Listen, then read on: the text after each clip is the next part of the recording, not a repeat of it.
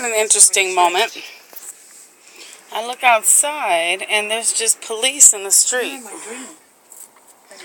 They were upholding the traffic for a minute. That's when I went to get my camera because I have no idea what they're doing out there. It's weird.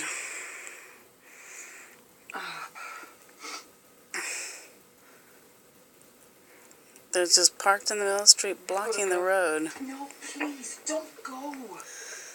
I have no idea what that's about. It was just... It looks like they just set up there like some psychological operation No, it's not. to see what people will do. It's a vision that means something, and it's something important.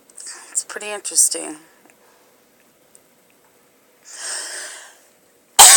They've been doing that lately where I'll see them.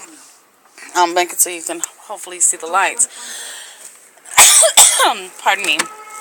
I've been having allergies myself, but if you can see them, they set up, usually completely illegally, where they're like block a lane of traffic or something, and just see how people react. Some people get confused and don't know what to do about it, and that gives them the right to pull them over and give them a sobriety test.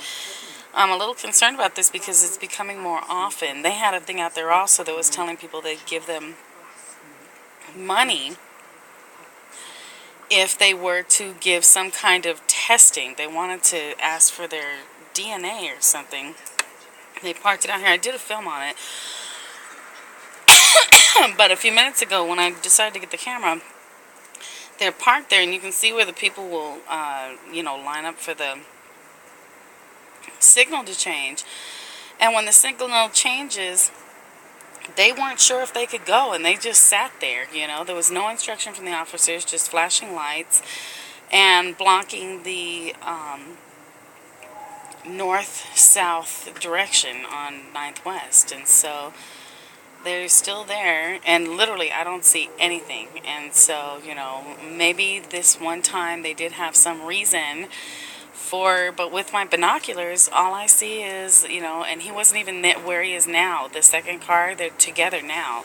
One was further this way up, and then I pulled out the binoculars and he moved. Quite often when I start watching, I notice that they just, move off really quickly. I live in a very public place, and as soon as I start watching, they really just scram. And so in this case, I thought they were scramming, but instead they're just blocking the road and watching the people as if to see what their reaction will be to their nuisance. It's weird. And just today, up at the Capitol, they had a big hoorah for all the police to say, "We support you." We've had 3 officer-involved shootings this month alone.